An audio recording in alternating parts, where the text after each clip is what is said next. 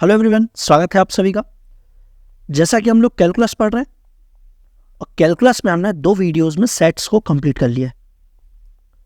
अब हम आ चुके हैं रिलेशंस एंड फंक्शंस पर। पहले हम रिलेशंस पढ़ेंगे, फिर हम चलेंगे फंक्शंस पर। रिलेशंस छोटा टॉपिक है तो 2 से 3 वीडियो में ये कंप्लीट हो जाएगा। उसके बाद हम चलेंगे फंक्शंस पर, और इन वीडियोस को देखने के बाद मैं आपको इंश्योर करता हूं कि आपको रिलेशंस एंड फंक्शंस में एक भी डाउट नहीं रहेगा। सारे कंसेप्ट आपके क्लियर होंगे और आपको भी वीडियो सीक्वेंस में देखना है, ठीक है। मैथ्स कॉम्प्लिकेटेड होता नहीं है, हम उसे बना देते हैं। तो आपको भी वीडियोस को जो प्लेलिस्ट बनी हुई है कैलकुलस नाम की, उसे सीक्वेंस में देखना है, उसे फॉलो करते आना है, अपने नोट्स बनाते चलना है, ठीक है। आज हम पढ़ेंगे रिलेशंस, और रिलेशन समझने के लिए हमें पढ़ना होगा क्रॉस प्रोडक्ट। क्रॉस प्रोडक्ट, तो आज की शुरुआत हमारी होगी क्रॉस प्रोडक्ट से, फिर हम चलेंगे रिलेशन पर, क्योंकि क्रॉस प्रोडक्ट समझ आएगा तभी आप समझ पाएंगे रिलेशंस, और रिलेशन समझ आएगा तभी आप समझ पाएंगे फंक्शंस। ये सारी कनेक्टेड हैं, ये सारे टॉपिक्स कनेक्टेड होते हैं, इसलिए कह रहा हूं कि सीक्वेंस देखना है, ठीक है।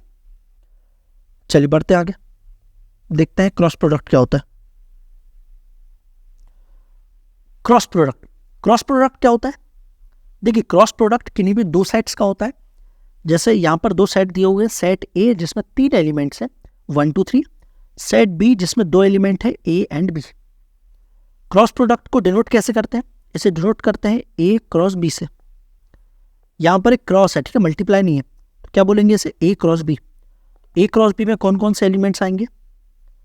तो बहुत ही आसान है, यहाँ लिया हुआ है ए क्रॉस बी, तो हमें एक एलिमेंट लेना है पहले सेट ए से, फिर सेट बी से एक एलिमेंट लेना है, और दोनों एलिमेंट्स का एक ऑर्डर्ड पेयर बनाना है। अब ये ऑर्डर्ड पेयर क्या होता है? नाम से ही क्लियर हो रहा है, ऑर्डर्ड पेयर मतलब जिसमें ऑर्डर मायने रखता है। जैसे डेफिनेशन देखिए, ऑर्डर्ड पेयर का क्या मतलब है? जैसे हम यदि एक्स वाई लें और वाई एक्स लें, तो दोनों अलग अलग चीज़ें हैं, ठीक है, दोनों इक्वल नहीं है, क्योंकि यहाँ पर ऑर्डर अलग अलग है। तो ए क्रॉस बी में क्या होगा? पहले हम एक एलिमेंट लेंगे सेट ए से, और फिर एक एलिमेंट लेंगे सेट बी से, और दोनों एलिमेंट का एक ऑर्डर पेयर बनाएंगे। तो इस तरह से कितने ऑर्डर पेयर बन सकते हैं? जितने भी ऑर्डर पेयर बनेंगे वो सारे एलिमेंट्स आएंगे ए क्रॉस बी में। तो ऑर्डर पेयर बनाएंगे, जैसे हमने सेट ए से एक एलिमेंट लिया 1 और सेट बी से एक एलिमेंट लिया ए, तो एक ऑर्डर पेयर बन गया 1A। इसी तरह एक ऑर्डर पेयर बन जाएगा 1B, फिर क्या बनेगा? 2A, इसी तरह 2B, फिर 3A और 3B। इतने ऑर्डर पेयर बन सकते हैं ए क्रॉस बी में। तो जितने भी ऑर्डर्ड पेयर बने हैं ये सारे एक एलिमेंट कहलाते हैं, ठीक है ना। ये 1A एक एलिमेंट कहलाएगा ए क्रॉस बी का, 1B एक एलिमेंट कहलाएगा ए क्रॉस बी का। ऐसा नहीं कि 1 एलिमेंट है ए क्रॉस बी का और ए बी एलिमेंट है ए क्रॉस बी का। 1 एलिमेंट है सेट ए का, ए एलिमेंट है सेट बी का, ठीक है, और 1A पूरा एलिमेंट है सेट ए क्रॉस बी का। तो बताइए ए क्रॉस बी में टोटल नंबर ऑफ एलिमेंट कितने हैं? तो टोटल नंबर ऑफ एलिमेंट आए 6। तो ये कैसे आया? इसका फॉर्मूला होता है, यदि कोई पूछे कि number of element in A cross B, तो उसका मतलब होता है number of element in A into number of element in B. ये फॉर्मूला लिखा हुआ है। इसी तरह यदि हमें बी क्रॉस ए निकालना हो तो वो कैसे निकालेंगे? इसमें हम पहले एक एलिमेंट लेंगे, पहले लेंगे सेट बी से, फिर एक एलिमेंट लेंगे सेट ए से, और उसका ऑर्डर पेयर बनाएंगे। तो बनाइए, पहले एक एलिमेंट लिया बी से, तो ए लिया, ए के साथ क्या क्या बन सकता है order pair? A1, A2, A3। फिर बी के साथ क्या क्या बन सकता है? B1, B2 and B3। तो यहां भी टोटल 6 ऑर्डर पेयर बन रहे हैं। तो नंबर ऑफ एलिमेंट कितने हैं? 6। तो वो कैसे आए? Number of element in B into number of element in A. ठीक है, क्लियर हो गया। तो यहां पर भी ये जो A1 है ये एक एलिमेंट है बी क्रॉस ए का। तो ए क्रॉस भी समझ आ गया हो तो आगे बढ़ेंगे हम। अब ये क्वेश्चन देखिए, इसमें ए क्रॉस बी जिसमें कुछ एलिमेंट्स हैं ऑर्डर पेयर के रूप में, हमें बताना है इन ऑप्शंस में ट्रू एंड फॉल्स। ये यही क्वेश्चन है जो अभी हमने ए क्रॉस बी लिया ना, तो यही वाला एग्जांपल है, ठीक है। तो ए क्रॉस बी यही लिखा हुआ है यहाँ पर। तो फर्स्ट ऑप्शन में है कि 1 इज अ एलिमेंट ऑफ ए, तो 1 एलिमेंट है क्या ए का? तो इस यहाँ पर देखिए कि 1 एलिमेंट है ए का, तो जो पहला एलिमेंट होता है वो पहले सेट का होता है, तो 1 एलिमेंट है ए का, बिल्कुल ट्रू है। फिर क्या लिया हुआ है कि 1 एलिमेंट है ए क्रॉस बी का, तो ए क्रॉस बी का एलिमेंट 1 थोड़ी है, पूरा 1 ए, ये पूरा एलिमेंट है ए क्रॉस बी का, तो 1 तो एलिमेंट ए का है, तो ये तो फॉल्स। सी में दिया हुआ है कि 1 A is a element of A cross B, तो ये तो ट्रू है। डी में क्या दिया हुआ है कि एक एलिमेंट उठा दिया 1 ए, एक एलिमेंट उठाया एक ऑर्डर पेयर, उसे एक सेट में डाल दिया, तो क्या ये जो है ये सबसेट होगा ए क्रॉस बी का? तो ऐसा लिखा जा सकता है क्या? तो हाँ, बिल्कुल लिखा जा सकता है। ऐसे ही तो बनाते हैं सबसेट, कि किसी भी सेट में से कोई एलिमेंट उठा लिया और उसे एक सेट में डाल दिया, तो बन गया सबसेट, तो ये भी ट्रू है। तो ठीक है, सिर्फ बी है जो फॉल्स है, बाकी सारे ट्रू। बढ़ते हैं आगे। अब यहां पर नंबर ऑफ सबसेट्स बताइए। जैसे आप एक सेट ए दिया हुआ है, इसमें नंबर ऑफ सबसेट कितने बनेंगे? नंबर ऑफ एलिमेंट कितने हैं इसमें? नंबर ऑफ एलिमेंट है 2, तो नंबर ऑफ सबसेट कितने बनेंगे? 2 की पावर 2 इक्वल टू 4। कौन कौन से लिख के बताइए। एक तो एम्प्टी सेट बनेगा, एक वो सेट इटसेल्फ बनेगा, और एक सेट एक एक को उठा के बनाइए, एक 1 को उठाया, एक बार 2 को उठाया, तो ये बन गए नंबर ऑफ सबसेट्स, टोटल 4। इस एग्जाम्पल में नंबर ऑफ एलिमेंट कितने हैं? 3, तो मतलब 2 की पावर 3 8, टोटल सबसेट बनेंगे 8। कौन कौन से? पहले तो एम्प्टी सेट बनेगा, फिर वो सेट इटसेल्फ, फिर हम एक एक एलिमेंट को उठा के बनाते हैं सेट, तो 1 को उठाया, 2 को, फिर 3 को, फिर दो एलिमेंट को उठाइए, 1 2 को उठाकर एक सबसेट बना, एक बार 2 3 को उठाकर, एक बार 3 1 को उठाकर, तो टोटल 8 सबसेट बन गए। ठीक है, तो नंबर ऑफ सबसेट क्या होता है? 2 की पावर n, और n यहाँ पर क्या है? Number of element in set ए। तो ये तो क्लियर ही होगा सबको। इसी तरह ए क्रॉस बी में टोटल नंबर ऑफ सबसेट बताइए क्या होंगे, कितने होंगे? तो यहाँ पर भी वही फॉलो होगा कि number of element in A cross B क्या है? तो number of element A cross B total कितने हैं? 6। ये वही एग्जांपल चल रहा है, तो number of element in A cross B 6 है, तो नंबर ऑफ सबसेट कितने बनेंगे? 2 की पावर 6, टोटल 64। टोटल 64 सबसेट्स बनेंगे। तो ये एक्सरसाइज मैं आपको क्यों करा रहा हूं? क्योंकि टोटल जितने भी सबसेट्स, तो जो हर एक सबसेट है, टोटल 64 सबसेट बन रहे हैं, तो जो हर एक सबसेट है वो एक रिलेशन कहलाता है। मतलब every subset of A cross B will be a relation which we can define from A to V। मतलब हर एक सबसेट जो A क्रॉस B का है वो एक रिलेशन कहलाता है A to B। जैसे एक सबसेट हमने उठा लिया, इसका एक सबसेट बना लीजिए। जैसे हम उठा लेते हैं 2A और एक एलिमेंट उठाया 3B, इन दोनों एलिमेंट से हमने एक सबसेट बनाया, तो ये एक जो सबसेट बना ये एक रिलेशन है। ठीक है, तो रिलेशन समझ गए? रिलेशन क्या होता है? जितने भी सबसेट बने टोटल उतने रिलेशन बन सकते हैं, इसमें टोटल 64 रिलेशन बन सकते हैं। तो जो हर एक सबसेट है वो एक रिलेशन कहलाता है, और टोटल 64 रिलेशन बन सकते हैं। आई होप आपको क्लियर हो गया होगा। अब ये क्वेश्चन देखिए, इसमें सेट ए है जिसमें एलिमेंट्स x के फॉर्म में और x बिलोंग्स टू इंटीजर है ना, और x की कंडीशन दी हुई है। क्या कंडीशन है? x plus 2 into x square minus 5x plus 6 equal to 0। तो यहां से x की वैल्यू क्या क्या आएंगी? x प्लस 2, इस क्वाड्रेटिक इक्वेशन को सॉल्व करिए तो -2 -3 आएगा, तो x minus 2 x minus 3 equal to 0। x की कौन कौन सी वैल्यू आई? -2 2 एंड 3। तो यहां से सेट ए में कौन कौन सी वैल्यू आएंगी? ये सारे इंटीजर्स हैं तो ये वैल्यू आ सकती है, तो टोटल 3 वैल्यू आएंगी सेट ए में। अब सेट बी को सॉल्व करिए। बी में क्या है? इनइक्वालिटी दी हुई है और यहां पर भी x इंटीजर है, तो इनइक्वालिटी को सॉल्व करना है। 2x माइनस 1, तो यहां पर -3 और ये लेस देन है 9 से। तो पूरे में +1 करिए, +1 करेंगे तो आ जाएगा -2, 2x, ये 1 हट जाएगा तो यहाँ पे आएगा 10। अब 2 से डिवाइड करना है तो -1 x और ये हो जाएगा 5। x इंटीजर है तो x की कितनी इंटीजर वैल्यू होंगी -1 और 5 के बीच में, वही आएगी सेट बी में। तो सेट बी में कौन कौन सी वैल्यू आएगी, -1 और 5 के बीच में कितने इंटीजर्स है, 0, 1, 2, 3 एंड 4। तो ए आ गया, ए है जिसमें 3 एलिमेंट्स है, number of element in A equal to 3 और number of element in B equal to 5। हमसे पूछा क्या है कि the number of subsets of the set A cross B. अच्छा, ए क्रॉस बी में टोटल नंबर ऑफ सबसेट बताना है, और टोटल नंबर ऑफ सबसेट क्या होता है, टोटल सबसेट होता है 2 की पावर n। n क्या होगा, number of element in A cross B. A cross B में नंबर ऑफ एलिमेंट कितने होंगे, तो होंगे number of element in A into number of element in B. A में टोटल कितने हैं 3, बी में कितने हैं 5, तो टोटल 15। तो नंबर ऑफ सबसेट कितने बनेंगे 2 की पावर 15। तो फाइनल आंसर होगा आपका ए। क्लियर है, ऐसे क्वेश्चन आते हैं और ये क्वेश्चन आपके एग्जाम का ही है, ठीक है ना।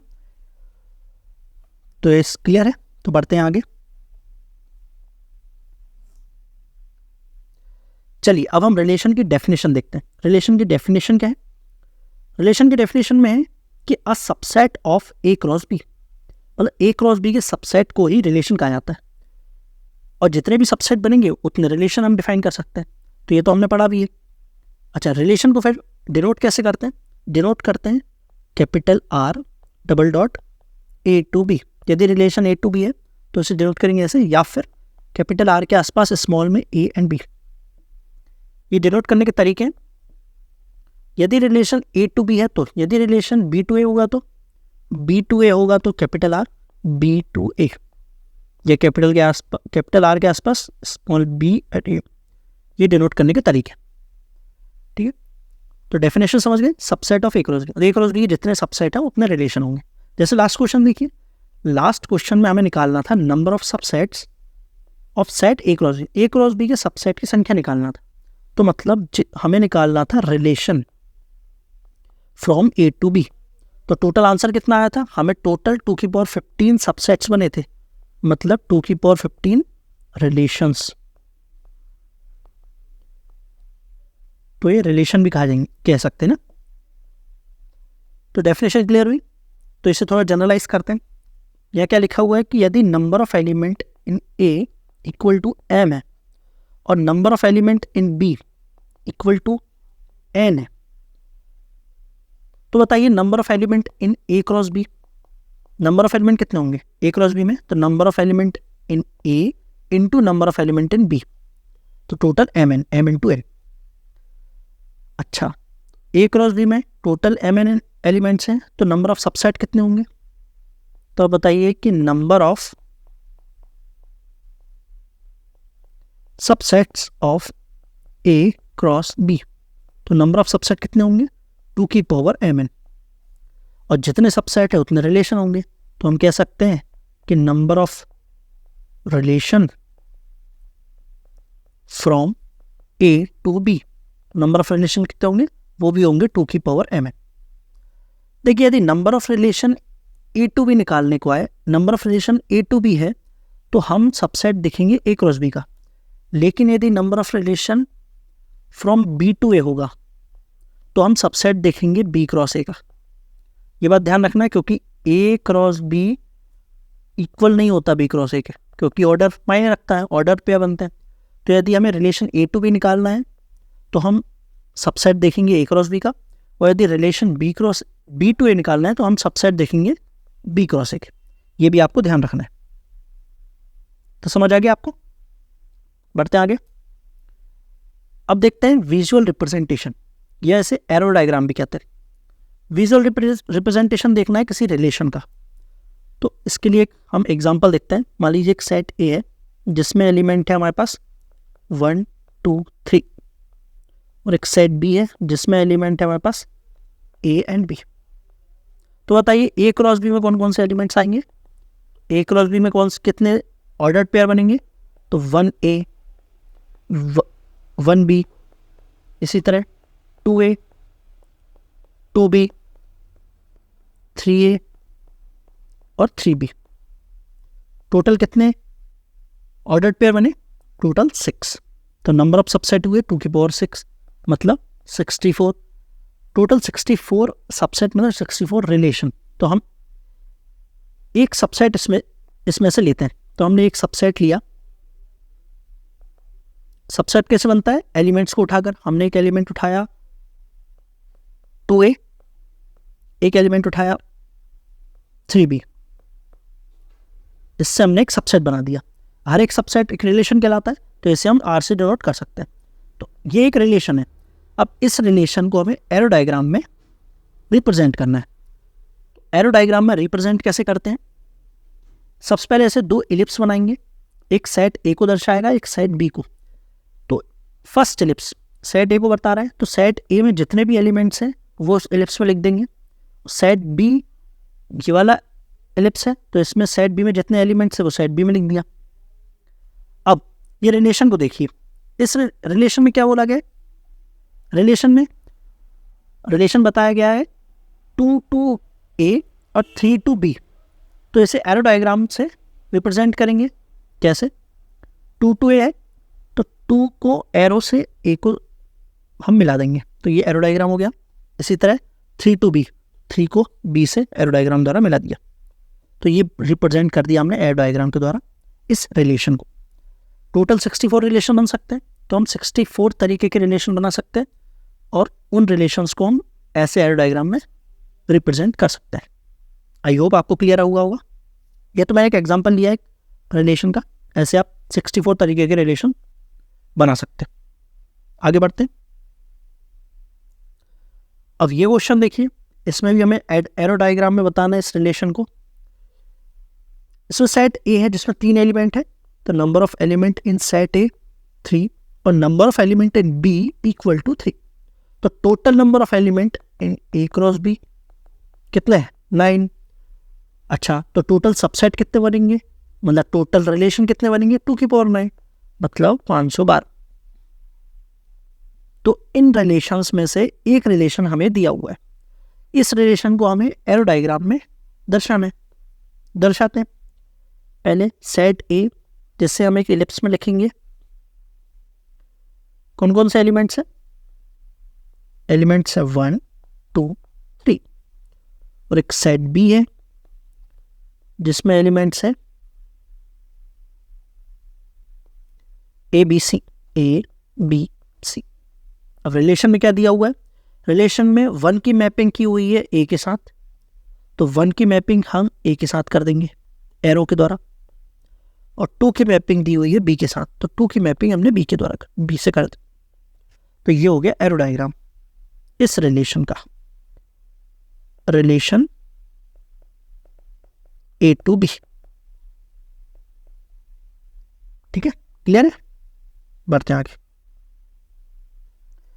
चलिए अब हम चलते हैं टाइप्स ऑफ रिलेशंस पर, और ये मोस्ट इंपॉर्टेंट टॉपिक है रिलेशन का, क्योंकि रिलेशन में जितने भी क्वेश्चंस बनते हैं वो ज़्यादातर टाइप्स ऑफ रिलेशन पर ही बनते हैं, और थोड़ा सा कॉम्प्लिकेटेड भी है, पर मैं आपको बड़े इजी वे में समझाऊंगा, तो आपको बड़े ध्यान से सुनना है, जिससे जो क्वेश्चन जो हम आगे करेंगे वो आप खुद ब खुद सॉल्व कर पाएँ। ठीक है, तो देखते हैं टाइप्स ऑफ रिलेशन कौन कौन से होते हैं। फर्स्ट है रिफ्लेक्सिव, सेकेंड है सिमेट्रिक, थर्ड है ट्रांजिटिव। एक टाइप और होता है एंटी सिमेट्रिक, पर अभी तक इस पर क्वेश्चन नहीं बना, पर क्या पता आगे बन जाए, इसलिए मैंने यहाँ लिख दिया, तो एक बार इसे भी देख लेंगे। चलिए, तो अब इनकी एक बार डेफिनेशन देख लेते हैं। सबसे पहले देखते हैं रिफ्लेक्सिव। अब डेफिनेशन आपको पढ़ने पर उतनी समझ नहीं आएगी, पर फिर भी क्या लिखा है एक बार देखते हैं ना। रिफ्लेक्सिव में क्या लिखा हुआ है कि A, एलिमेंट है कैपिटल R का for all A belongs to capital A। ठीक है। सिमेट्रिक में क्या लिखा हुआ है कि A, B एलिमेंट है R का, देन B, A एलिमेंट होगा R का। ट्रांजिटिव है कि A, B एलिमेंट है R का एंड B, C एलिमेंट है R का, देन A, C एलिमेंट होगा R का। उतना समझ नहीं आया तो इसे हम एक एग्जाम्पल से देखते हैं, एग्जाम्पल से तीनों को समझेंगे। ठीक है, तो एग्जाम्पल के लिए ये क्वेश्चन देखिए। इस क्वेश्चन में क्या है कि एक रिलेशन दिया हुआ है, रिलेशन ऑन सेट ए, और सेट ए में 3 एलिमेंट है 1 2 3। अब यहाँ पर लिखा हुआ है relation on set A. On set A का क्या मतलब है? अब यदि आपको क्वेश्चन ही समझ नहीं आएगा तो आप उसे सॉल्व कैसे करेंगे? तो यदि किसी भी क्वेश्चन में लिखा हो ऑन सेट ए, इसका मतलब है रिलेशन डिफाइन है A to A. On set A का क्या मतलब है? रिलेशन डिफाइन है ए टू ए।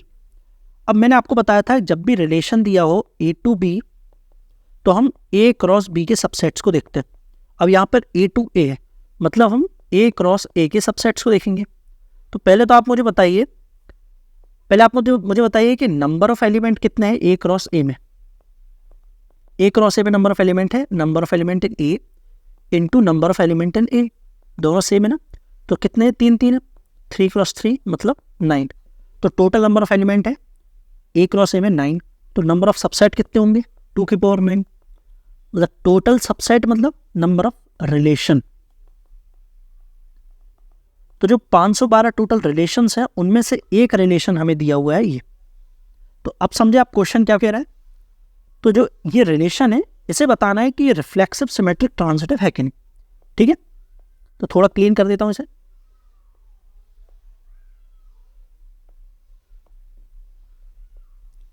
इसे छोटा कर देता हूं, ऊपर कर देता हूं, ये भी लिखा रहने देते हैं ना।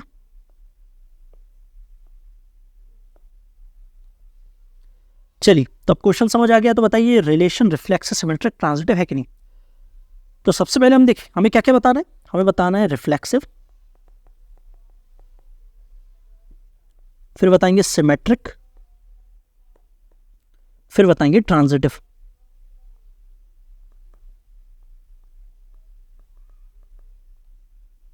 एक एक करके देखते हैं। सबसे पहले रिफ्लेक्सिव। अब रिफ्लेक्सिव की डेफिनेशन देखते हैं। रिफ्लेक्सिव की डेफिनेशन में है कि ए कोमा ए एलिमेंट है यदि रिलेशन का for all A belongs to capital A. R यहाँ पर रिलेशन है, ए वो सेट है जो उस क्वेश्चन में दिया हुआ है। जैसे इस क्वेश्चन में सेट ए दिया हुआ है जिसमें 3 एलिमेंट। तो जब भी रिफ्लेक्सिव देखते हैं कि वो रिलेशन रिफ्लेक्सिव है कि नहीं, तब हम वो सेट देखते हैं। ठीक है, उस सेट को देखना होता है। जैसे इस सेट में 3 एलिमेंट है 1 2 3। तो रिफ्लेक्सिव के लिए क्या करते हैं? वो जो सेट के तीनों एलिमेंट है 1 2 3 उन्हें रिपीट करा दो। जैसे 1 2 3 है तो 1 को रिपीट कराइए तो 1 1, 2 को कराएंगे तो 2 2, 3 को कराएंगे तो 3 3। तो रिफ्लेक्सिव के लिए हमें ये चेक करना होता है कि ये तीनों जो हमने ऑर्डर्ड पेयर लिखे हैं, ये तीनों ऑर्डर्ड पेयर यदि वो रिलेशन में है, यदि वो रिलेशन आर में है, मतलब वो रिलेशन रिफ्लेक्सिव होगा। यदि एक भी ऑर्डर्ड पेयर ऐसा आता है जो उस रिलेशन में नहीं है, तो मतलब हम कहेंगे वो रिलेशन रिफ्लेक्सिव नहीं है। तो चेक करते हैं 1,1 को देखिए, तो 1,1 उस रिलेशन में है क्या? तो बिल्कुल है। 2,2 तो ये भी है, और 3,3 ये भी है। तो मतलब ये जो रिलेशन है वो रिफ्लेक्सिव है। तो हम क्या लिखेंगे? यस। समझ आ गया। अब देखते हैं सिमेट्रिक। सिमेट्रिक की डेफिनेशन क्या है? सिमेट्रिक की डेफिनेशन है कि यदि इफ ए कॉमा बी वो रिलेशन में है तो बी कॉमा ए भी यदि वो रिलेशन में होगा तो मतलब वो रिफ्लेक्सिव होगा, वो सिमेट्रिक होगा। क्या ए कॉमा बी रिलेशन में है तो बी कॉमा ए भी वो रिलेशन में होना चाहिए। मतलब सिमेट्रिक के लिए हमें वो रिलेशन देखना होगा। तो रिलेशन में जो एलिमेंट्स हैं, जो ऑर्डर्ड पेयर है, उनके ऑर्डर को उल्टा कीजिए। जैसे 1,1 है, 1,1 का उल्टा 1,1 ही होगा। 2,2 का उल्टा 2,2 ही होगा। 3,3 का 3 होगा, 3,3 होगा। 1,2 का 2,1 होगा। 2,3 का 3,2 होगा, और 1,3 का 3,1 होगा। तो ये सारे एलिमेंट्स, अब हमें चेक करना है ये जो सारे ऑर्डर्ड पेयर हैं ये वो रिलेशन में है कि नहीं। यदि वो रिलेशन में होंगे ये सारे एलिमेंट, तो हम कहेंगे वो रिलेशन सिमेट्रिक है। यदि एक भी ऐसा एलिमेंट होगा जो ऑर्डर्ड पेयर होगा वो इस रिलेशन में नहीं होगा, तो हम कहेंगे वो सिमेट्रिक नहीं है। तो चेक करते हैं। सबसे पहले 1,1 तो 1,1 है। 2,2 तो ये भी उस रिलेशन में है। 3,3 तो ये भी रिलेशन में। 2,1 देखते हैं तो 2,1 तो नहीं है, मतलब एलिमेंट नहीं है। 3,2 भी एलिमेंट नहीं है। इसी तरह 3,1 भी एलिमेंट नहीं है। मतलब ये जो रिलेशन है वो सिमेट्रिक नहीं है। तो हम क्या लिखेंगे? हम लिखेंगे नो। या लिख दीजिए नो, सिमेट्रिक नहीं है। अब देखते हैं ट्रांजिटिव। ट्रांजिटिव की डेफिनेशन देखिए पहले। ट्रांजिटिव की डेफिनेशन है if A comma B element है वो रिलेशन का and B comma C element है वो रिलेशन का, then A comma C element होगा आर का। क्या लिखा है? ए कॉमा बी एलिमेंट है आर का and B comma C element है आर का। या ध्यान दीजिए ये बी से एंड हो रहा है और ये बी से शुरू हो रहा है ना। ए कॉमा बी एलिमेंट है आर रिलेशन का, बी कॉमा सी एलिमेंट है रिलेशन का, तो देन ए कॉमा सी वो रिलेशन होना चाहिए आर का। यदि ऐसा है तो हम कहेंगे वो रिलेशन ट्रांजिटिव है। मतलब ट्रांजिटिव के लिए हमें पेयर बनाने होंगे। ये पेयर देख रहा है ए बी सी, पेयर बनाते हैं ट्रांजिटिव में। तो ट्रांजिटिव में हमें वो रिलेशन को देखना होता है। रिलेशन में जैसे 1,1 है, फर्स्ट है 1,1, तो 1,1 के साथ कौन सा पेयर बनेगा? ऐसा कौन सा एलिमेंट है जो 1 से शुरू हो रहा है? तो है 1 2 पहले, तो 1 2। एक और पेयर बन रहा है 1,1 के साथ, तो 1 3। फिर 2,2 को देखिए, 2,2 2 से शुरू होने वाला कोई एलिमेंट, हाँ 2 3 है। इसी तरह 3,3 को देखिए, 3,3 3 से शुरू होने वाला कोई एलिमेंट नहीं, 3 के साथ कोई नहीं है, मतलब इसे हम इग्नोर करेंगे। अब 1,2 को देखिए, 1,2 2 से शुरू होने वाला एक 2,2 है और एक 2 से शुरू होने वाला 2,3 है, मतलब 2 पेयर बन रहे हैं। अब 2,3 को देख रहे हैं, तो 3 से शुरू होने वाला कोई एलिमेंट 3,3। 1,3 को देखते हैं, तो 3 से शुरू होने वाला 1,3। तो ये हमने पेयर बनाया है ना। अभी ये हमने पेयर बना लिया, उसके बाद हमें चेक क्या करना होता है? ए सी वो एलिमेंट वो रिलेशन में है कि नहीं। तो देखिए जैसे 1,1 1,2 है, तो हमें 1,2 देखना होगा। 1,2 यदि वो रिलेशन में है तो हम कहेंगे चेक करेंगे, मतलब इसमें 1,2 को चेक करना है, इसमें 1,3 को चेक करना है, इसमें 2,3 को चेक करना है, इसमें 1,2 को चेक करना है, इसमें 1,3 को चेक करना है, इसमें 2,3 को चेक करना है, इसमें 1,3 को चेक करना है। तो देखते हैं यदि ये सभी वो रिलेशन में है तो हम कहेंगे कि वो रिलेशन ट्रांजिटिव है। ठीक है, तो चेक करते हैं। तो 1,2 है क्या इस पेयर में? तो पहले इसे क्लीन करते हैं हम। तो 1,2 है, मतलब बिल्कुल। 1,3 देखते हैं, 1,3 तो 1,3 भी है, 2,3 तो 2,3 भी है, 1,2 ये भी है, 1,3 ये भी है, 2,3 बिल्कुल है, 1,3 बिल्कुल है।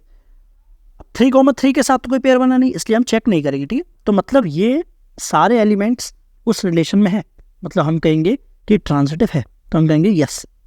अब ऑप्शन देखिए, फर्स्ट ऑप्शन है कि रिफ्लेक्सिव बट नॉट सिमेट्रिक, तो ये तो सही है। सेकंड है कि रिफ्लेक्सिव बट नॉट ट्रांजिटिव, नहीं ट्रांजिटिव तो है, मतलब ये गलत हो गया। सिमेट्रिक एंड ट्रांजिटिव, नहीं सिमेट्रिक तो नहीं हो पाया ना, इसलिए भी गलत हो गया। नाइदर सिमेट्रिक नॉर ट्रांजिटिव, नहीं ट्रांजिटिव तो हो रहा है, इसलिए ये भी गलत। तो फर्स्ट आंसर होगा सही। तो क्लियर हुआ कि रिफ्लेक्सिव सिमेट्रिक ट्रांजिटिव क्या होता है और इनकी डेफिनेशन में क्या लिखा हुआ है। रिफ्लेक्सिव जब निकालना होता है तो रिफ्लेक्सिव में हम देखते हैं वो सेट ए, और जब सिमेट्रिक और ट्रांजिटिव निकालना होता है तो हम देखते हैं वो रिलेशन। ठीक है ना, रिलेशन में जो एलिमेंट्स होते हैं। पर अब आपको लगेगा कि सिमेट्रिक और ट्रांजिटिव की जो स्टेप्स हैं वो कितनी लंबी है, मतलब कोई क्वेश्चन यदि आया तो इसका कोई शॉर्ट ट्रिक नहीं है क्या, या छोटा तरीका नहीं है करने का। तो ये तो मैंने आपको समझाने के लिए इतना बड़ा बताया था, पर इसकी शॉर्ट ट्रिक भी है। वो क्या है कि जो एलिमेंट जो रिपीट है, जैसे 1 1 है, 2 2 है, 3 3 है, आप इन्हें इग्नोर करिए। तो इग्नोर करेंगे तो नया रिलेशन क्या बनेगा? 1 2 2 3 और 1 3, 1 2 2 3 1 3, 1 2 2 3 एंड 1 3, ये नया रिलेशन बना। तो अब जो नया रिलेशन बना इसमें आप सिमेट्रिक और ट्रांजिटिव को निकालिए, क्योंकि ये जो शॉर्ट ट्रिक है वो सिमेट्रिक और ट्रांजिटिव की है, क्योंकि रिफ्लेक्सिव की तो कोई वैसे भी छोटा ही है। रिफ्लेक्सिव के लिए आपको ये ट्रिक नहीं लगाना, ये सिर्फ सिमेट्रिक और ट्रांजिटिव के लिए, सिमेट्रिक एंड ट्रांजिटिव।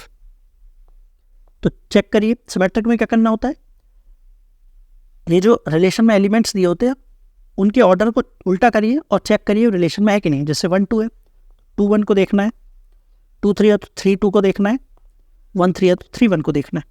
तो चेक करिए 1 2 है क्या वो रिलेशन में? नहीं है।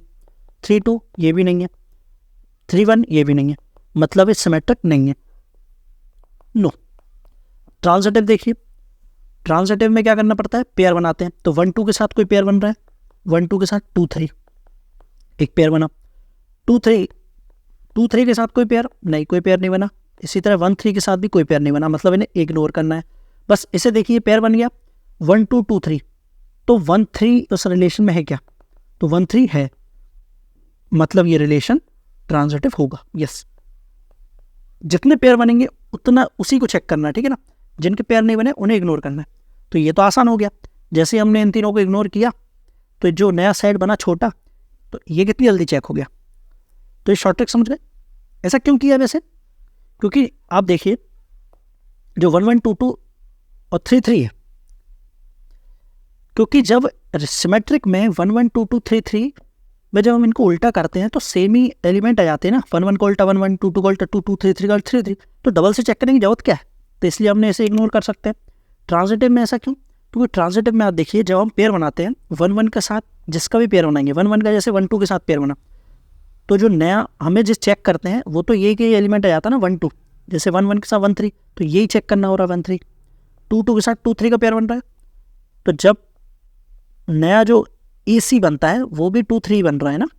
ऐसे सब में देखिए जैसे 3 3 के साथ जो पेयर बन रहा है 3 3 के साथ 1 3, तो 1 3 ही चेक करना पड़ रहा है, इसलिए हम इन तीनों को इग्नोर कर सकते हैं। तो आपको ध्यान रखना है जब भी रिफ्लेक्सिव में तो उस साइड को देखते हैं, है ना। सिमेट्रिक और ट्रांजिटिव में हम इन्हें इग्नोर कर सकते हैं। आई होप अब आपको क्लियर हो गया होगा। अब हम कुछ आगे क्वेश्चन करते हैं जिससे और क्लियर हो जाएगा, ठीक है। यदि एक बार में समझ नहीं आया तो आप दूसरी बार भी देख सकते हैं। अब नेक्स्ट क्वेश्चन पे चलते हैं। क्वेश्चन से पहले ये एंटी सिमेट्रिक भी देख लीजिए। एंटी सिमेट्रिक की सिर्फ डेफिनेशन देख लीजिए। क्या बोल रहा है कि इफ ए बी एलिमेंट है रिलेशन आर का एंड बी ए एलिमेंट है रिलेशन आर का, तो हम कह सकते हैं इक्वल टू बी।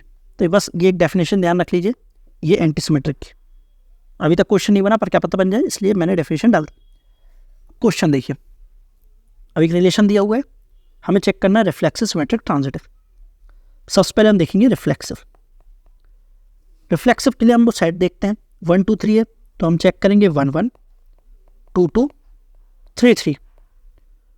तो 1 1 है क्या, एलिमेंट है, 2 2 2 2 भी है, 3 3 नहीं, 3 3 नहीं है, मतलब ये रिलेशन रिफ्लेक्सिव नहीं है, तो हम लिखेंगे नो।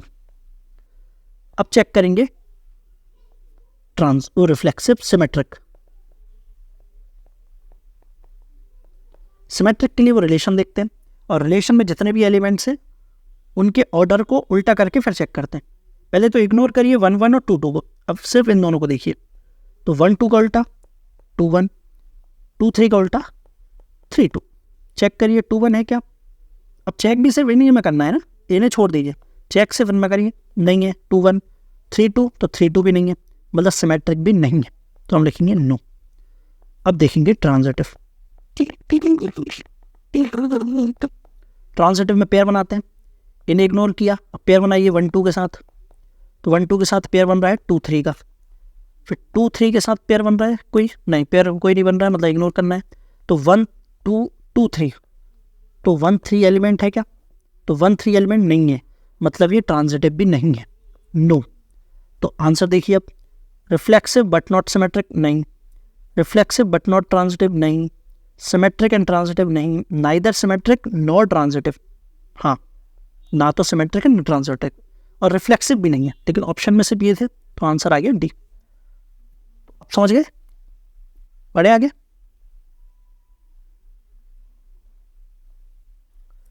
अब ये क्वेश्चन देखिए, इसे थोड़ा और तेज सॉल्व करेंगे। हमें क्या क्या चेक करना है, हमें चेक करना है reflexive, symmetric and transitive. Reflexive में सेट देखते हैं, ये सेट है जिसमें एलिमेंट है 3 6 9 12, तो वहीं के वहीं चेक कर लीजिए। 3 है तो 3,3 है क्या, है। 6 6,6 है, 9 है तो 9,9 है, 12 है तो 12,12 है, मतलब रिफ्लेक्सिव है, तो हम लिखेंगे यस। तो रिफ्लेक्सिव तो हमने वहीं वहीं चेक कर लिया। अब देखेंगे सिमेट्रिक। सिमेट्रिक में क्या करते हैं, सिमेट्रिक और ट्रांजिटिव में इन तीनों को पहले तो इग्नोर करिए, चारों को। अब इन्हें देखिए, इनमें हम इन पेयर का उल्टा करके चेक करते हैं। जैसे 6,12 है तो 12,6 है क्या एलिमेंट में, तो 12,6 नहीं है, मतलब एक भी एलिमेंट ऐसा मिल गया जो उस रिलेशन नहीं है, तो हम कहेंगे सिमेट्रिक नहीं है, तो यहाँ लिख देंगे नो। अब देखेंगे ट्रांजिटिव। ट्रांजिटिव में पेयर बनाएंगे, 6,12 के साथ कोई पेयर बन रहा है क्या, कोई पेयर नहीं बन रहा है। 3, 9, इसके साथ कोई पेयर बन रहा है क्या? कोई पेयर नहीं बन रहा है, इन्हीं चेक करना है, ठीक है ना। अब 3, 12, इसके साथ कोई पेयर, तो इसके साथ भी कोई पेयर नहीं है। 3, 6 देखते हैं, इसके साथ कोई पेयर, हाँ 6, 12 एक पेयर है। तो 3, 12 है क्या? तो 3, 12 है, मतलब ये ट्रांजिटिव है, यस। तो रिफ्लेक्सिव भी है और ट्रांजिटिव भी है। ऑप्शन देखिए, तो रिफ्लेक्सिव एंड ट्रांजिटिव ओनली, सी। ठीक है, समझ गए? थोड़ा और जल्दी सॉल्व कर लिया हमने, तो क्लियर होगा आपको ये तीनों क्वेश्चंस। हम नेक्स्ट क्वेश्चन पे चलते हैं। चलिए, अब ये क्वेश्चन देखिए, ये बहुत अच्छा क्वेश्चन है जो कि आपके एग्जाम में भी आ चुका है। और ये क्वेश्चन अभी जो क्वेश्चन कर रहे थे उनसे अलग भी है। अलग क्यों है? क्योंकि अभी तक जो हम क्वेश्चन कर रहे थे वो रोस्टर फॉर्म में दिए थे, ये सेट बिल्डर फॉर्म में दिया हुआ है। ये सेट बिल्डर फॉर्म में दिया है ना। तो ऐसे क्वेश्चन को सॉल्व कैसे करते हैं? तो ये क्वेश्चन को सॉल्व करने का जो कंसेप्ट है सिर्फ उस पर ध्यान दीजिएगा आप, ठीक है ना। आंसर क्या है वो अभी देखेंगे, लेकिन कंसेप्ट क्या उस पर ज़्यादा ध्यान दीजिए। तो बड़ा ध्यान से सुनना है। क्वेश्चन क्या है कि एक रिलेशन दिया हुआ है ए टू बी, और रिलेशन क्या है ए और बी में कि ए इज डिविजिबल बाय बी। हमें ये रिलेशन दिया हुआ है, हमें बताना है कि रिलेशन रिफ्लेक्सिव है कि नहीं, सिमेट्रिक है कि नहीं, और ट्रांजिटिव है कि नहीं। रिफ्लेक्सिव चेक करना है, सिमेट्रिक चेक करना है, और ट्रांजिटिव चेक करना है। तो आपको बड़े ध्यान से सुनना है कि जब भी हमें रिफ्लेक्सिव चेक करना होता है किसी रिलेशन को, तो जो स्टेटमेंट दी है उसमें हम बी को रिप्लेस करते हैं ए के साथ। बी को क्या करते हैं? रिप्लेस करते हैं ए के साथ। तो नई स्टेटमेंट क्या बनेगी? नई स्टेटमेंट बनेगी ए इज डिविजिबल बाय ए। अब ये जो नई स्टेटमेंट बनी है ये ट्रू है या फॉल्स? यदि ट्रू होगी तो हम कहेंगे कि रिफ्लेक्सिव है ये जो रिलेशन है, और यदि फॉल्स है तो हम कहेंगे रिलेशन रिफ्लेक्सिव नहीं है। तो अब बताइए ये जो स्टेटमेंट है ये ट्रू है या फॉल्स? ए की जगह कोई भी वैल्यू रख दीजिए, जैसे हमने रखा 2 इज डिविजिबल बाय 2, तो ये तो सही होता है। इसी तरह 4 इज डिविजिबल बाय 4, ये भी सही होता है। तो ये स्टेटमेंट तो हमेशा ट्रू होना ही है, तो हम कहेंगे कि जो रिलेशन है वो रिफ्लेक्सिव होगा। तो यस, रिफ्लेक्सिव समझ गए। इसमें हम स्टेटमेंट में बी को रिप्लेस कर देते हैं ए के साथ। अब देखते हैं सिमेट्रिक। अच्छा, जब मैं आपको डेफिनेशन बता रहा था तो उसमें क्या लिखा था कि ए बी यदि उस रिलेशन में है, तो बी यदि ए बी रिलेशन में है इफ, देन बी ए भी उस रिलेशन में होना चाहिए, तो वो कहेंगे रिफ्लेक्सिव है। बस यही कंसेप्ट यहाँ पर लगेगा। तो इसमें क्या होगा? इफ और देन स्टेटमेंट बनता है। इफ के बाद कौन सा स्टेटमेंट आता है? जो रिलेशन में दिया हुआ है। क्या रिलेशन दिया हुआ है कि ए इज डिविजिबल बाय बी, और देन के बाद क्या होगा? ए और बी को स्वाइप कर दो, तो क्या आएगा? बी इज डिविजिबल बाय ए। तो बताइए ये स्टेटमेंट ट्रू है या फॉल्स? आप ए बी की जगह कोई नंबर रख दीजिए। जैसे मैंने कहा 4 इज डिविजिबल बाय 2, क्या 4 is divisible by 2? Then 2 is divisible by 4, क्या स्टेटमेंट ट्रू है? 4 तो 2 से डिवाइड होता है, लेकिन 2 4 से डिवाइड होता है क्या? नहीं होता है। तो ये स्टेटमेंट ट्रू नहीं है। तो हम कहेंगे कि ये जो रिलेशन है वो सिमेट्रिक नहीं है। तो यहां आ जाएगा नो। अब देखेंगे ट्रांजिटिव। ट्रांजिटिव की मैंने डेफिनेशन में क्या बताया था कि इफ ए बी किसी रिलेशन में है एंड बी सी किसी रिलेशन में, तो जो ए सी है वो उस रिलेशन में होगा। मतलब यदि होना चाहिए तब वो ट्रांजिटिव होगी। यहाँ इफ और ये देन, कि इफ ए बी किसी रिलेशन में है एंड बी सी किसी रिलेशन में है, देन ए सी उस रिलेशन में होगा, तो हम कहेंगे कि वो ट्रांजिटिव है। बस यही कंडीशन यहाँ पे लगेगी। तो यहाँ पर भी इफ देन स्टेटमेंट बनेगा, इफ एंड देन, और वहाँ पर 2 कंडीशंस होती थी। तो यहाँ पर क्या आएगा? A is divisible by B and B is divisible by by C, then A is divisible by C. अब बताइए ये स्टेटमेंट ट्रू है या फॉल्स?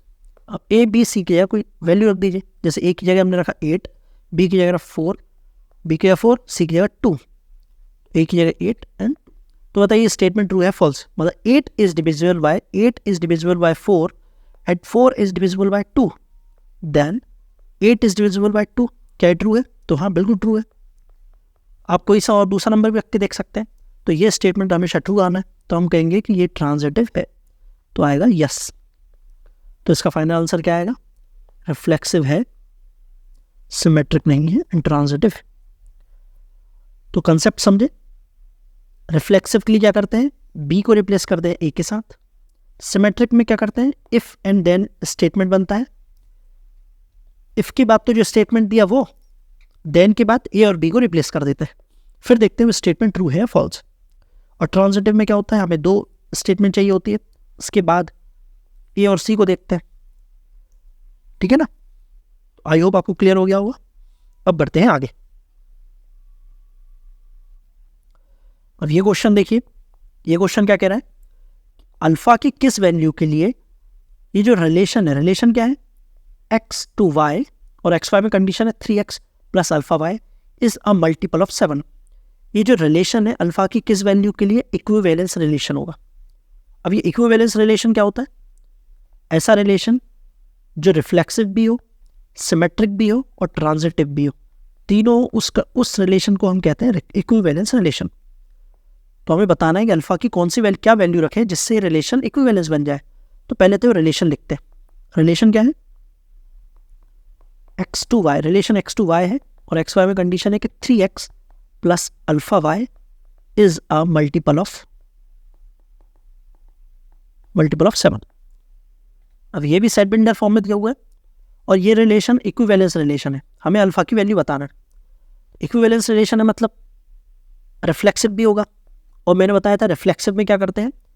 रिफ्लेक्सिव में अब जैसे रिलेशन x to y है, तो हम y को रिप्लेस कर देंगे x से, तो नया स्टेटमेंट क्या बनेगा? 3x plus alpha x is a multiple of 7। अब इक्विवेलेंस है मतलब ये ट्रू होगा, तो इसे सॉल्व करते हैं। x कॉमन लिया तो क्या आया? 3 plus alpha is a multiple of 7। तो हम अल्फा की जगह क्या वैल्यू रखें जिससे ये जो रिलेशन है रिफ्लेक्सिव हो जाए? तो ऑप्शन में देखिए, 14 रखेंगे तो क्या ये 7 का मल्टीपल होगा? नहीं होगा। 4 रखेंगे तो हाँ 4 में हो जाएगा, मतलब आंसर आ गया, अल्फा की वैल्यू आ गई 4। तो ये तो बड़ा आसान निकला क्योंकि रिफ्लेक्सिव से ही सॉल्व हो गया। ठीक है, ऐसे क्वेश्चन में सॉल्व कैसे करते हैं समझ गए। तो कंसेप्ट आपको ध्यान रखना है कि रिफ्लेक्सिव कैसे सॉल्व, मतलब कैसे प्रूफ करते हैं, सिमेट्रिक कैसे प्रूफ करते हैं और ट्रांजिटिव कैसे प्रूफ करते हैं। ऐसे ही क्वेश्चन आपके एग्जाम में आएंगे। तो बढ़ते आगे। अब एक टाइप का रिलेशन और होता है, जैसे कहा जाता है आइडेंटिटी रिलेशन। अब इसमें भी लोगों को कन्फ्यूजन हो जाता है, इसलिए बड़े ध्यान से समझना है। इसकी डेफिनेशन क्या है? डेफिनेशन है कि every element of set A is related to itself only. यहाँ पर ओनली वर्ड पर ध्यान दीजिए। क्या बोल रहा है कि किसी भी सेट ए के जो एलिमेंट्स हैं, उन एलिमेंट्स की मैपिंग केवल खुद के साथ होना चाहिए, या केवल वर्ड केवल खुद के साथ होना चाहिए, किसी और के साथ नहीं। फॉर एग्जाम्पल मान लीजिए हमारे पास एक सेट ए है जिसमें एलिमेंट्स हैं 1 और 2। तो एक ऐसा रिलेशन जिसमें 1 की मैपिंग 1 के साथ है और 2 की मैपिंग 2 के साथ है, ऐसे रिलेशन को हम कहते हैं आइडेंटिटी रिलेशन। यदि वहीं पे एक रिलेशन ऐसा है जिसमें 1 की मैपिंग 1 के साथ है, 1 की मैपिंग 2 के साथ भी है और 2 की मैपिंग 2 के साथ है, तो ऐसे रिलेशन को हम आइडेंटिटी रिलेशन कहेंगे या नहीं? तो नहीं कहेंगे, क्योंकि 1 की मैपिंग 1 के साथ तो है पर 1 की मैपिंग 2 के साथ भी हो गई। पर यहाँ पर ओनली वर्ड है, मतलब 1 की मैपिंग केवल 1 के साथ होना चाहिए, हर एक एलिमेंट की मैपिंग सिर्फ खुद के साथ और किसी के साथ नहीं। तो ऐसा रिलेशन को हम कहेंगे आइडेंटिटी। पर यह रिलेशन आइडेंटिटी नहीं है क्योंकि 1 की मैपिंग 2 के साथ भी हो गई। तो समझ गए आइडेंटिटी रिलेशन कौन सा होता है। अब ये तो रोस्टर फॉर्म हो गया। सेट बिल्डर फॉर्म में कैसे डिनोट करेंगे? तो सेट बिल्डर फॉर्म में डिनोट करेंगे A to B such that A equal to B, और एक कंडीशन दे देंगे कि A and B belongs to real number. तो ये हो गया रोस्टर फॉर्म। तो समझ गए आइडेंटिटी रिलेशन क्या होता है।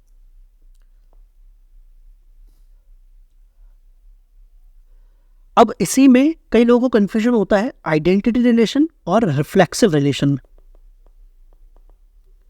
रिफ्लेक्सिव रिलेशन की डेफिनेशन क्या है, वो भी इसी से मिलती जुलती है। रिफ्लेक्सिव रिलेशन की डेफिनेशन है कि ए टू ए रिलेशन में होना चाहिए यदि ए एलिमेंट है सेट ए का। तो ये डेफिनेशन है रिफ्लेक्सिव की। अब ये तो इसी से मिलती जुलती दिख रही है, पर इन दोनों में अंतर क्या है। इन दोनों में अंतर है ये ओनली वर्ड, क्योंकि आइडेंटिटी में लिखा हुआ है कि सेट ए के एलिमेंट की मैपिंग केवल खुद के साथ होना चाहिए, लेकिन रिफ्लेक्सिव में ऐसा नहीं है। रिफ्लेक्सिव में सेट ए की मैपिंग खुद के साथ तो होगी, साथ में किसी और के साथ भी हो सकती है। जैसे एक रिलेशन में एग्जांपल लूँ इसी में कि 1 की मैपिंग 1 के साथ है, 1 की मैपिंग 2 के साथ है और 2 की मैपिंग 2 के साथ है।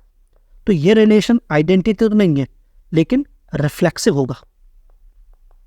क्यों होगा? क्योंकि 1 की सेट में कौन कौन से एलिमेंट है, 1 और 2, 1 और 2 है ना, और 1 की मैपिंग 1 के साथ है, 2 की मैपिंग 2 के साथ है, तो मतलब ये रिफ्लेक्सिव होगा, लेकिन आइडेंटिटी नहीं होगा क्योंकि 1 की मैपिंग 2 के साथ भी हो गई। तो दोनों में अंतर समझ गए। आइडेंटिटी में ओनली वर्ड आता है, लेकिन रिफ्लेक्सिव में ओनली वर्ड नहीं। क्लियर हो गया। अब एक चीज और, अच्छा ये मिटाता नहीं हूं, एक चीज और क्या है कि जितने भी आइडेंटिटी रिलेशन होते हैं, जैसे ये रिलेशन, ये जो आइडेंटिटी रिलेशन है वो इक्विवेलेंस रिलेशन होता है। इक्विवेलेंस रिलेशन, इक्विवेलेंस रिलेशन मतलब जो रिफ्लेक्सिव भी है, सिमेट्रिक भी है और ट्रांजिटिव भी है। आप इसे चेक कर सकते हैं। ये जो रिलेशन है रिफ्लेक्सिव भी होगा, सिमेट्रिक भी होगा, ट्रांजिटिव भी होगा। ठीक है, ये आपको ध्यान रखना है कि every identity relation is a equivalence relation. यहां पर लिख लीजिए या मैं लिख देता हूं, every identity relation is a equivalence relation।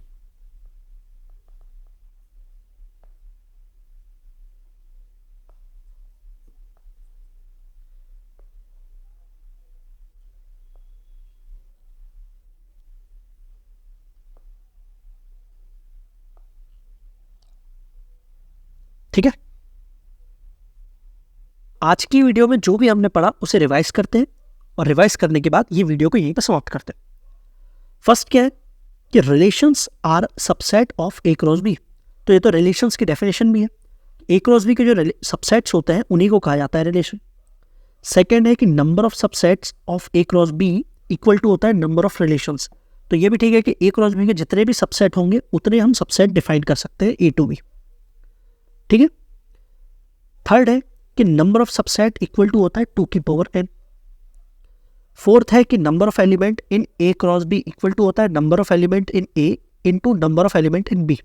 यदि सेट ए में m एलिमेंट है, सेट बी में n एलिमेंट, तो ए क्रॉस बी में टोटल कितने एलिमेंट होंगे, m इंटू n।